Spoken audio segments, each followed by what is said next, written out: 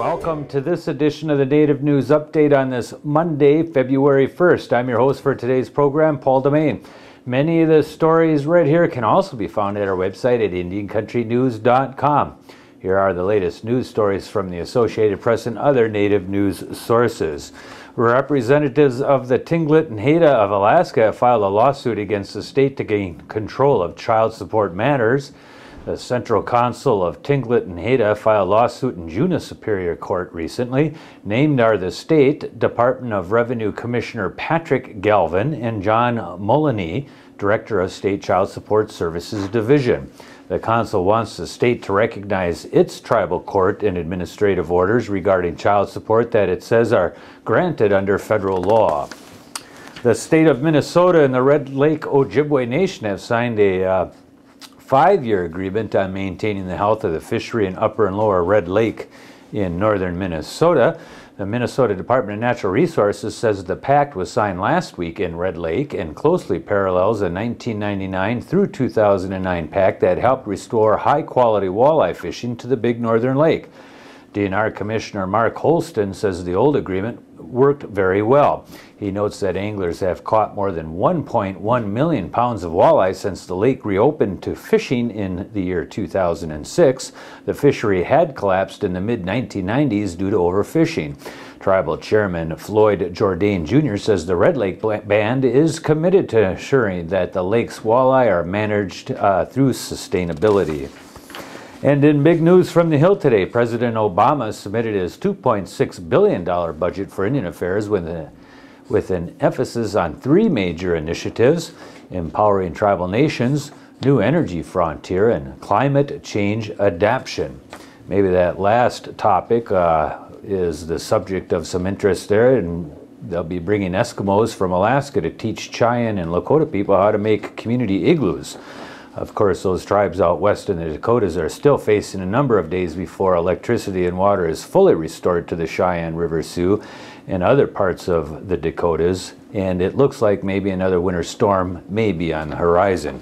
Anyway, for a quick run over of the budget announcements, we turn to Shoshone-Bannock reporter Mark Trahant today, who is following those budget details today.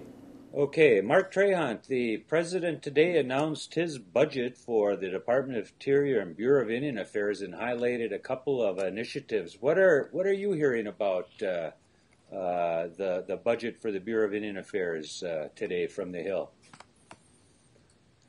I was really worried about this budget all week because the president and the White House kept talking about this freeze, and I saw, these programs are going to get wiped out. They're going to be held at last year's levels. And I have to say the president came through with a scalpel, and it may not be the best of all worlds, but Indian country came out pretty good. It looks like there is some funding increases in a few areas. For example, there is an initiative called Empowering Tribal Nations, which seems to be a lot about self-determination. Have you had a chance to look at any of the particulars of that program? I've looked at the particulars for Indian Health Service, but not the BIA yet, just the general. Okay. And so basically, does it look like we're going to still have a net gain of program funding over the last budget that came through, or is it trimmed down a little bit? What do you know about that? I think it's an increase over last year.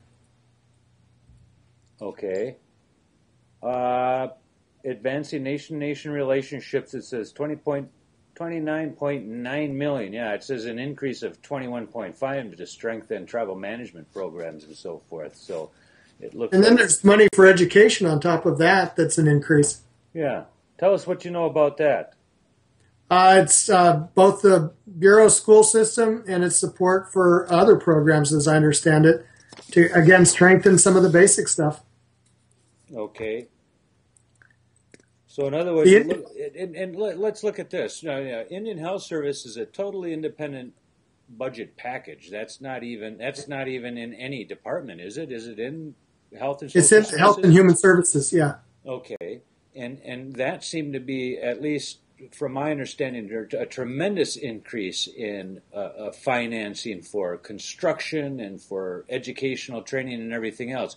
If that can be salvaged, it seems to me that we have a tremendous increase between just health services and maintaining or having a slight increase on some of these budget items out of the Hill today here that the Obama administration proposes. Right. And if you look at last year's budget, Indian Health Service went up 13%, which is a big jump. This year it's up 9%. And so those two numbers together, it's pretty significant. On top of that, and it's not in the budget, is the increased emphasis on getting more people enrolled in Medicaid and Medicare and tapping into that to improve the IHS budget. So all in all, it's a pretty fair budget for Indian country. Okay, you got any reason to believe that this budget is not going to go through as proposed by the president? It'll get changed. It'll all get changed. In past years, the Bush administration would send up a budget with zeros in it, and they'd all get numbers put into it. This one may go up or down, but there'll be a lot of talk in Congress because there are just too many people involved who aren't going to give up their say. So it'll change from here through the Congress. Is one of our primary movers of the BIA budget, wasn't that Senator Dorgan? He's not going to be with us too much longer. No, this will be his last budget, so it's a good one to get through.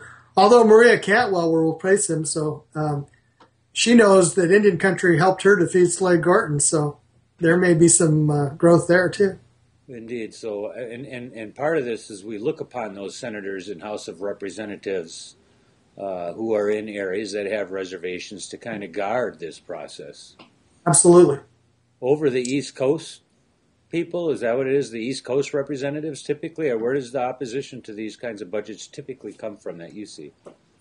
I think the oppositions come from people who want to just cut the budget in general. And it's not as much Indians as it is, how can we save federal tax dollars? The problem is, and what they don't tend to debate, is that so little of the federal budget you can do anything about. Most of it's on autopilot. So it's these small amounts, these small programs. I think the BIA and IHS together are probably less than 0.5%. And it's just a tiny number, but that's where the action is. And by autopilot, you're talking about Social Security and Medicare and some of those provisions. The three big ones, Social Security, Medicare, and Medicaid.